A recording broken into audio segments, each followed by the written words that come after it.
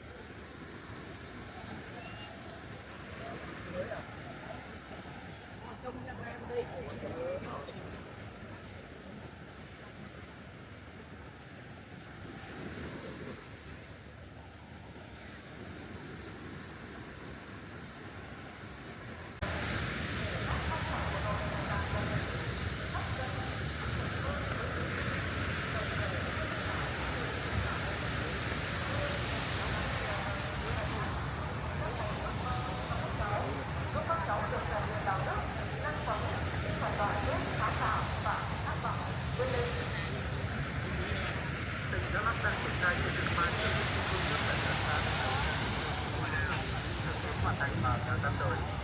Quá trình thi công gặp nhiều khó khăn.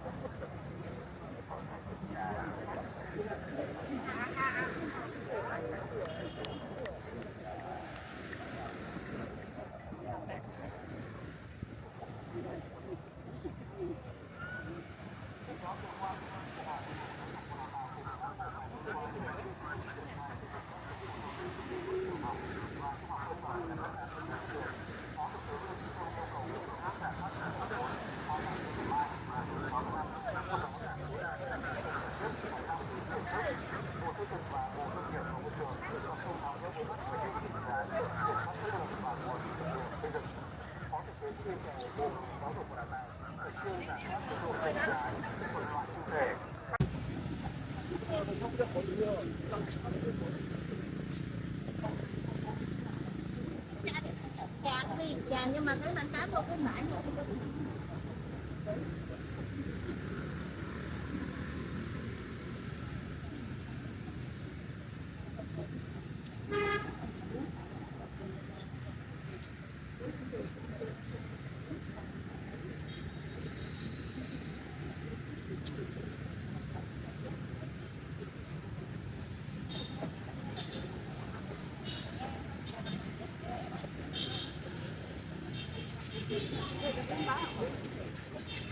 nó chuyện nó có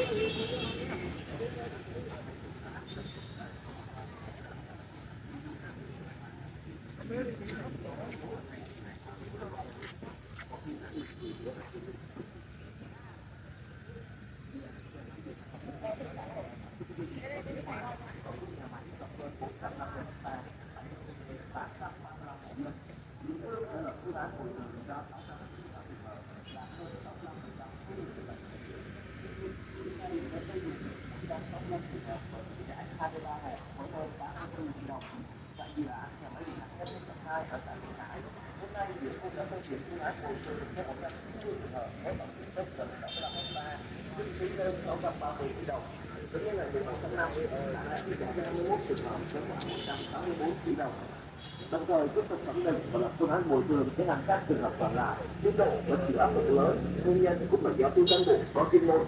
Trước thực tế này, lãnh đạo tỉnh Khánh Hòa yêu cầu các địa phương đẩy nhanh tiến độ giải phóng mặt bằng và tăng cường trách nhiệm của các tổ công tác hỗ trợ cơ sở. Tiếp nhận ý kiến từ chính quyền các xã, ông Nguyễn Việt Hùng, chủ tịch ủy ban nhân dân tỉnh Khánh Hòa chỉ đạo các cơ quan cấp tỉnh tập trung điều động cán bộ xuống trực tiếp làm việc tại xã để xử lý hồ sơ và chịu trách nhiệm tiếp tục. Một hồ sơ thì nó đều bị xử lý ở những người như ta được đòi. Cái lúc này người ta đang được tôi nói là mình hồ sơ mình 300 ngàn. Thì ra để cho chưa là chưa đi sổ thì chúng ta bị phá rồi. Theo tập những cái kỹ thuật gần 2 tháng thì không được người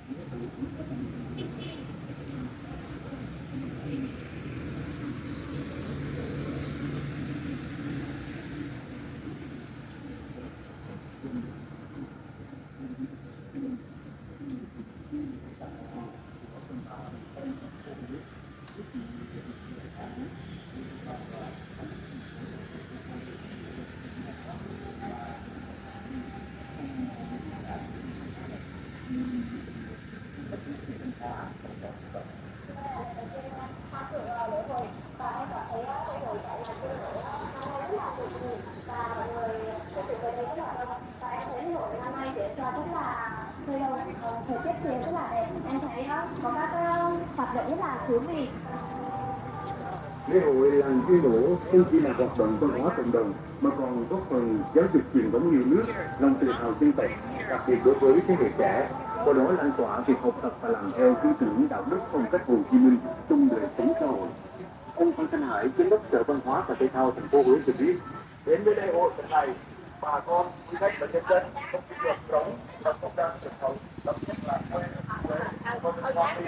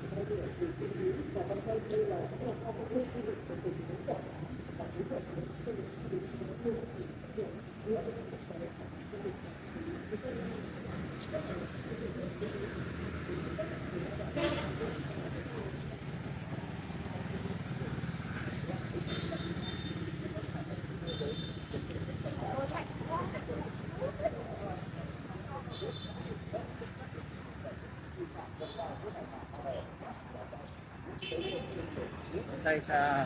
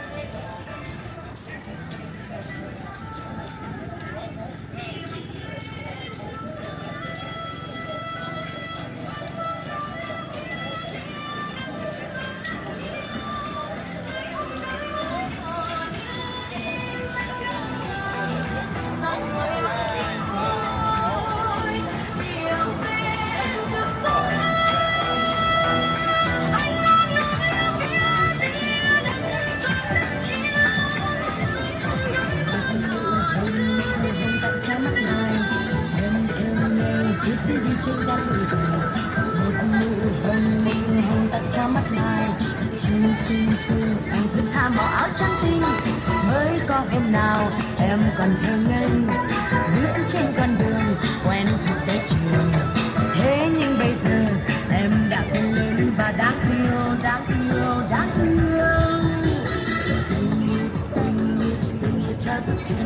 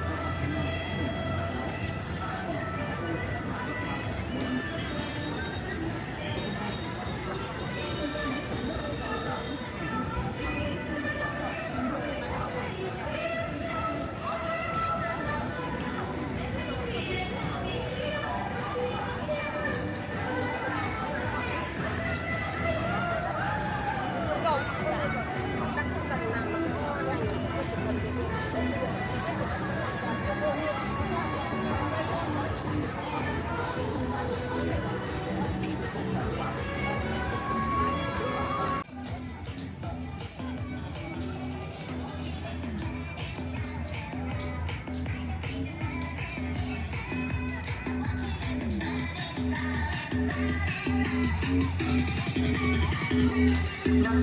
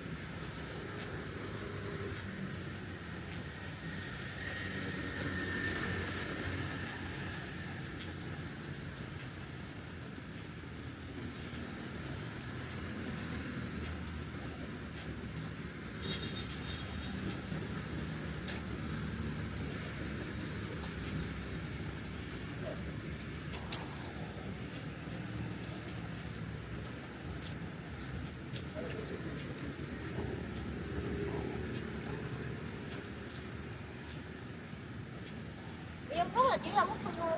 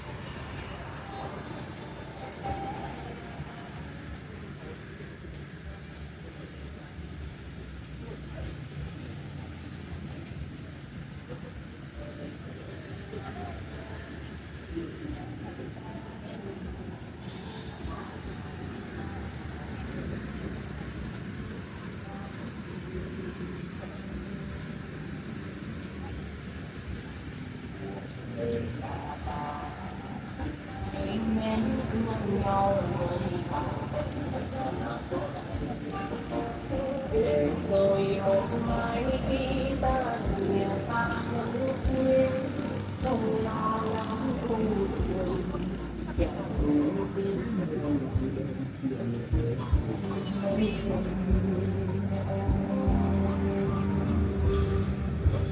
để rồi một mai khi ta lìa xa những quên không lo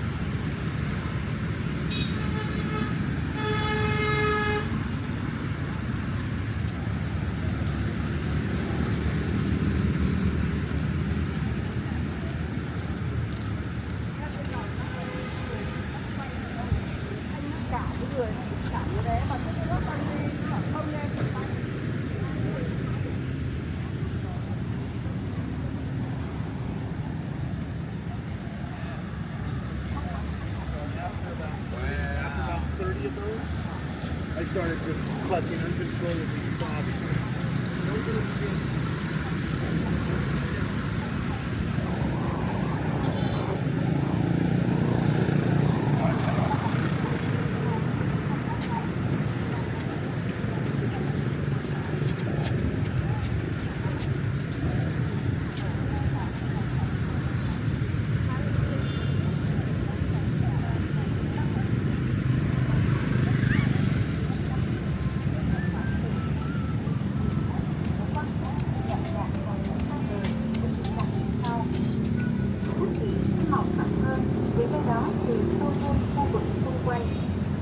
Có mặt nước lặng và thường có sóng nhỏ hơn. Đôi khi có thể thấy các mảnh vỡ, bọt nước nổi trên mặt dòng chảy xa bờ và trôi ra xa bờ. Có bản tính tắm của lực lượng